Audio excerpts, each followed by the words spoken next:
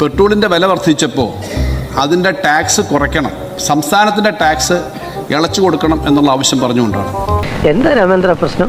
അദ്ദേഹം അത് പറഞ്ഞൊരാളെന്ന നിലയിൽ ഇപ്പോൾ മുഖ്യമന്ത്രി ആയിരിക്കുമ്പോൾ വർദ്ധിച്ച അധിക നികുതി സംസ്ഥാനത്തിന് കിട്ടുന്നത് ഇളച്ചു കൊടുക്കുന്നത് ജനങ്ങളോടുള്ള മര്യാദയാണ് എന്ന് പറഞ്ഞ് അന്ന് സമരം ചെയ്ത മുഖ്യമന്ത്രി അത് സംബന്ധിച്ചുള്ള നിലപാട് പറയണ്ടേ? എന്താ സംഭവം പറ കേക്കട്ടെ. നമ്മുടെ ബഹുമാനപ്പെട്ട മുഖ്യമന്ത്രിക്ക് അദ്ദേഹം പറഞ്ഞ കാര്യങ്ങൾ പാലിക്കുന്ന ആളാണ് എന്ന് തെളിയിക്കാൻ പറ്റും. ഇപ്പോൾ അദ്ദേഹത്തിന്റെ സ്വഭാവം, അദ്ദേഹം പറഞ്ഞ കാര്യങ്ങളൊക്കെ വാക്ക് പ്രധാനമാണെന്ന് മാത്രം. അല്ല പിന്നെ ഇതെന്താ അവമാനത്തിന്റെ പ്രശ്നം? കഴിഞ്ഞ സർക്കാരിന് 3100 കോടി രൂപയുടെ അധിക വരുമാനം ഉണ്ടായിട്ടുണ്ട്. 1 രൂപ കുറച്ചിട്ടില്ല. അത് ശരി. അന്ന് ധനകാര്യമന്ത്രിയായിരുന്ന ശ്രീ തോമസ് ഐസക് പറഞ്ഞ മറുപടി സഭാരേഖകളിലുണ്ട്. അത്തരം മണ്ടത്തരങ്ങൾ ഞങ്ങൾ കാണിക്കില്ല എന്ന് പറഞ്ഞു. കൗതുക ലേശം കൂടുതലാണ്. ഈ റെക്കോർഡിലുണ്ട്, റെക്കോർഡിൽ എനിക്ക് എൻ്റെ മനസ്സിലുണ്ട്. നികുതി കുറയ്ക്കുന്ന മണ്ടത്തരങ്ങൾ ഇടത് സർക്കാർ കാണിക്കില്ല എന്ന് ഇടത് സർക്കാരിന്റെ മുൻ ധനകാര്യമന്ത്രി ഈ സഭയിൽ വന്ന് സംസാരിച്ചാണ്. വിട്ടില്ലേ? ആരംഭിച്ചു. ഇനി പറഞ്ഞിട്ടെന്താ കാര്യം? നമുക്ക് വേറെല്ലാം പറയാം. അപ്പൊ എന്നോട് മണ്ടത്തരം ചെയ്യാൻ വേണ്ടിയിട്ടാണോ മുൻ ധനകാര്യമന്ത്രി എന്നെ ഇപ്പൊ ഉപദേശിച്ചത്? ഇങ്ങനെ മിണ്ടാൻ പറ്റാതെ നിൽക്കുന്നതിന് ഞങ്ങളുടെ നാട്ടിൽ എന്താ പറയാന്നറിയോ? അണ്ണാക്കിലെ പിരിവെട്ടി. ഇപ്പൊ പറഞ്ഞല്ലോ ഈ പൈസ എടുത്ത് കൊടുക്കാൻ പറഞ്ഞല്ലോ. നിങ്ങളുടെ കടം തീർക്കണ്ടേ?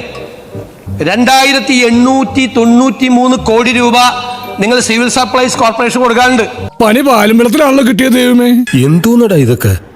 നാണക്കേട്. അങ്ങ് ഉണ്ടാക്കി വെച്ചിരിക്കുന്ന ഒരു പ്ലാൻ ഉണ്ടല്ലോ, അതാണല്ലോ ഇപ്പൊ ഞങ്ങളുടെ തോളത്തിരിക്കുന്നത്. അതിനെക്കുറിച്ചൊക്കെ വിശദമായി ഒരു ധവളപത്രം സംസ്ഥാനത്തിന്റെ സമ്പദ് വ്യവസ്ഥയെ കുറിച്ച് വരുന്നുണ്ട്. എനിക്കറിയാൻ പാടില്ല. മനസ്സിലായോ? വരുന്നുണ്ട്. ഇതിനൊക്കെയുള്ള മറുപടി അതിൻ്റെ അകത്തുണ്ട്. അപ്പൊ പറഞ്ഞതിനൊക്കെയുള്ള മറുപടി, കൃത്യമായ മറുപടി അതിൻ്റെ അകത്തുന്നുണ്ട്. ജാങ്കോ, നീ അറിഞ്ഞ ഞാൻ പെട്ടു. ഞങ്ങൾ നിങ്ങൾ പിന്തുടരുന്ന നയം തുടരാനല്ല ഞങ്ങൾ ഇവിടെ ഇരിക്കുന്നത്. ഞങ്ങളെ ജനങ്ങൾ ഇവിടെ ഇരുത്തിയിരിക്കുന്നത് അതിനല്ല.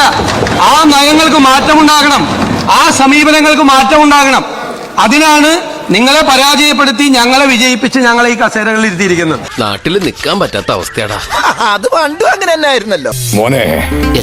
അണ്ണൻ കളത്തിലിറങ്ങേണ്ട സമയമായി. മുഖ്യമന്ത്രി പറഞ്ഞ കാര്യം ഒരു വീണെടുത്തുനിന്ന് ഉരുളലാണ്. തുറന്നു പറയുകയാണെങ്കിൽ നാട്ടുകാർക്കെല്ലാം നിങ്ങളെപ്പറ്റി വളരെ മോശം അഭിപ്രായമാണ്. സംസ്ഥാനം ഇതേവരെ പ്രസിദ്ധീകരിച്ചിട്ടുള്ള ധവളപത്രങ്ങളൊക്കെ പൊളിറ്റിക്കൽ ഡോക്യുമെന്റ് ആയിരുന്നു. നീ ആ കൈങ്ങട് തന്നെ ഒന്നിനും പ്രതികരിക്കാത്തതിന് 100-ൽ 100 മാർക്കാ നിനക്ക്.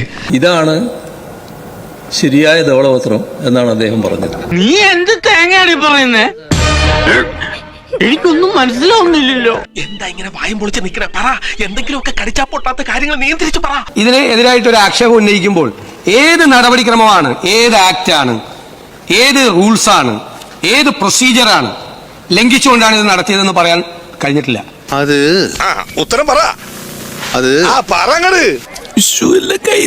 ഇതാണ് പൊളിറ്റിക്കൽ ഡോക്യുമെന്റ്. അങ്ങ് ഇത് വായിച്ചു നോക്കിയിട്ട് പോലില്ലല്ലോ. കവർ എത്തുന്നേയുള്ളൂ അവിടെ.